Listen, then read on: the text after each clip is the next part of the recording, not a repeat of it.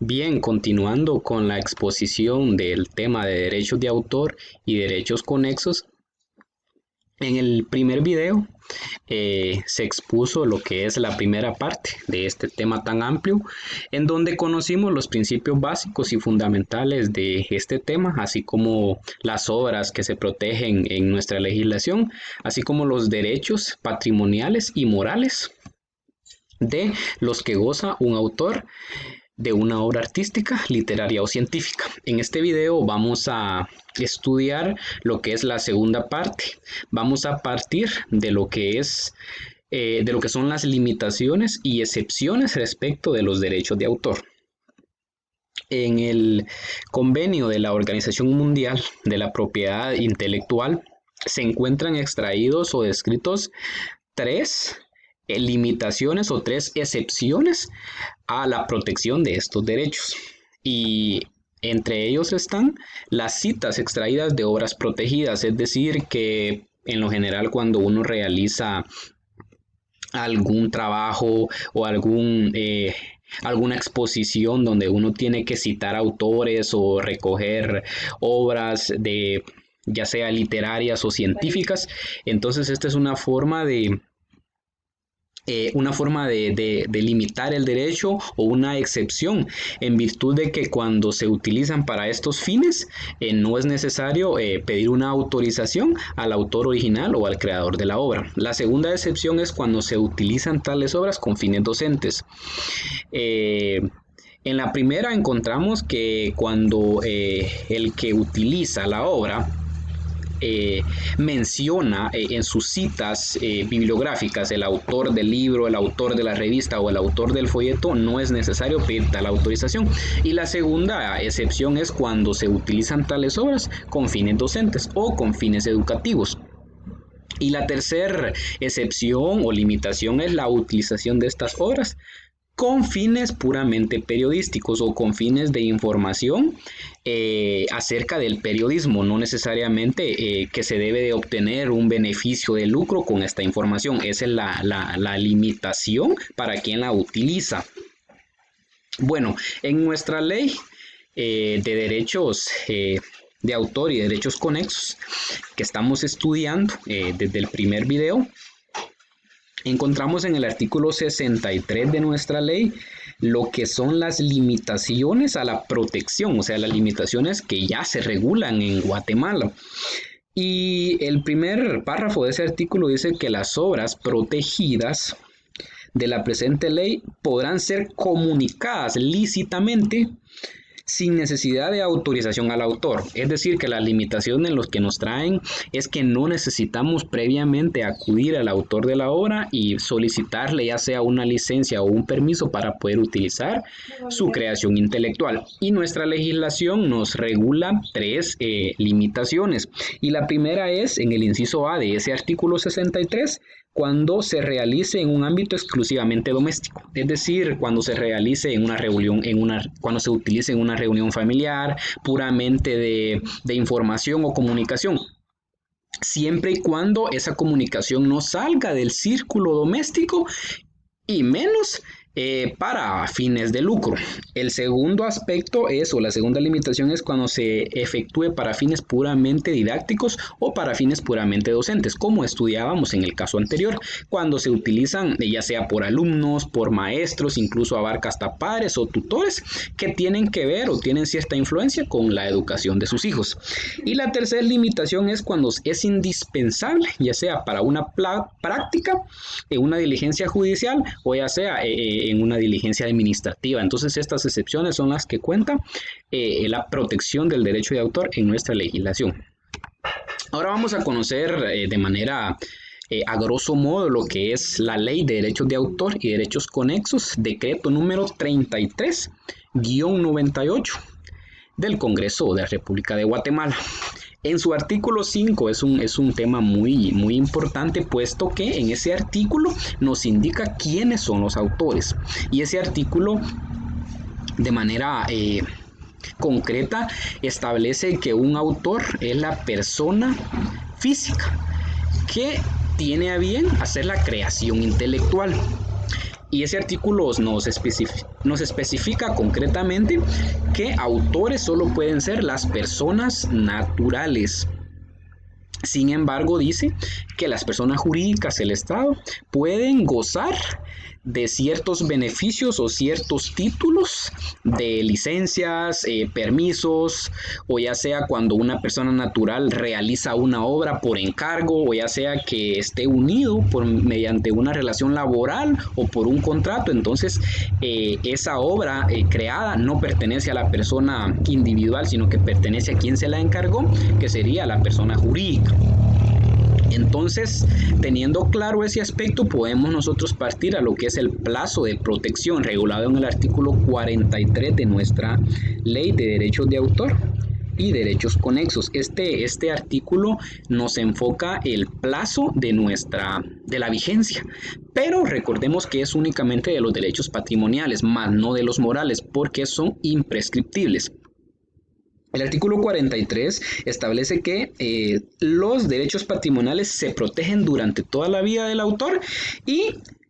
75 años después de la muerte de este. Es decir, vive el autor y durante toda su vida pues están protegidos sus obras por los derechos de autor, mientras que cuando fallece se termina los derechos patrimoniales, incluso pueden heredarse, pero pueden seguir en vigencia 75 años después que el autor original murió. Mientras que recordemos que los derechos morales siguen en vigencia. Bueno, el artículo 104 de nuestra ley, a partir de ese artículo le establece la función al registro de la propiedad intelectual, valga la redundancia de la expresión, el proceso de inscripción y de registro de lo que es una obra que goza de la protección de los derechos de autor. A partir de ese artículo nosotros encontramos el procedimiento hasta el artículo 108, pero el artículo 105 nos establece algo muy importante, que dice que las obras, la inscripción o el registro de las obras es meramente declarativo, más no constitutivo de derecho. Y les recuerdo lo que les comentaba en el video número 1 o en la primera parte de esta exposición, puesto que la protección de la obra nace automáticamente que la misma tiene forma tangible o tiene forma visible automáticamente de eso, mientras que cuando se inscriben a los registros, especialmente en este caso al registro de la propiedad intelectual, empiezan a formar una forma de probar esos derechos mientras no son constitutivos de los mismos, es decir, que la obra o la creación intelectual ya tiene una protección desde antes de estar inscrita. Entonces, ¿qué debe de hacer? Ya sea el autor o el representante debe de llevar una declaración jurada con su respectiva copia ante el registro de la propiedad intelectual, misma a la que debe acompañar el nombre del autor y una copia o algo que acredite la creación física o la forma de manifestación de la obra. También debe de cubrir ciertos impuestos establecidos y debe de llevar la copia del formulario. Esto establecido en los artículos del 104 al 108 de nuestra Ley de Derechos de Autor y Derechos Conexos de Guatemala. Bueno, la ley regula a partir de ahí ciertos contratos también o los permisos, incluso las licencias que pueden otorgar los autores de estas obras o de estas creaciones intelectuales para poder gozar del derecho patrimonial al que están afectos. Es muy importante y debemos de destacar las figuras o los tipos penales contemplados en nuestra legislación, especialmente en nuestro Código Penal, especialmente los delitos contra el derecho de autor, la propiedad industrial y los delitos informáticos. Específicamente en el artículo 274, en todos sus numerales, encontramos nosotros establecidos o tipificados las figuras delictivas a las que las personas pueden incurrir si se encuentran en una violación al este bien jurídico tutelado en estos derechos informáticos. Y después continúa todo el artículo 274 con sus numerales hasta llegar al artículo 275, que son ciertos derechos conexos que regulan la propiedad de los derechos de autor. Y asimismo la ley contempla un montón de figuras, un montón de procedimientos y un montón de instituciones meramente protectoras de los derechos de autor que es importante que debamos conocer y comprender. Seguidamente vamos a pasar al segundo tema, que son los derechos conexos, y nos establece que la finalidad de los derechos conexos, también conocido como derechos afines, es proteger los intereses legales de determinadas personas o entidades jurídicas. Hago la aclaración que aquí sí pueden ser titulares o beneficiarios primarios de los derechos conexos personas jurídicas, puesto que ellos mismos contribuyen con sus recursos a poner a disposición del público ciertas obras. Hasta la fecha se han venido otorgando derechos conexos a 3 categorías de beneficiarios. En el artículo 50 y 51 de nuestra ley encontramos especificados de manera concreta lo que son estas personas o estas instituciones. Primero se les da una calidad de derechos conexos o una protección de derechos conexos a artistas, intérpretes y ejecutantes. Hago la observación que acá los derechos conexos son como una forma de protección a ciertos derechos que no son originarios de los autores. Es decir, que primero solicitan una licencia del autor original y ya la creación que ellos hacen es que se les protege por ser ellos utilizar sus recursos, por ellos utilizar cierta modalidad de creación o cierta creatividad al momento de ejecutar o interpretar las obras de autores originales. Es por eso que se les da esta calidad de derechos conexos a los artistas e intérpretes ejecutantes, es decir, aquellos que representan un papel en determinadas obras, ya sea que cantan, que declaman o que participan en alguna obra teatral, etc. Entonces todos estos artistas e intérpretes y los mismos ejecutantes que pertenecen a un papel de una obra original, entonces estos tienen estas prerrogativas de derechos conexos, que lo que ellos hagan, lo que ellos declamen, los oradores, los cantantes, los intérpretes de una obra X o Y, ellos mismos gozan con esta protección jurídica. También los productores de grabaciones sonoras, directores de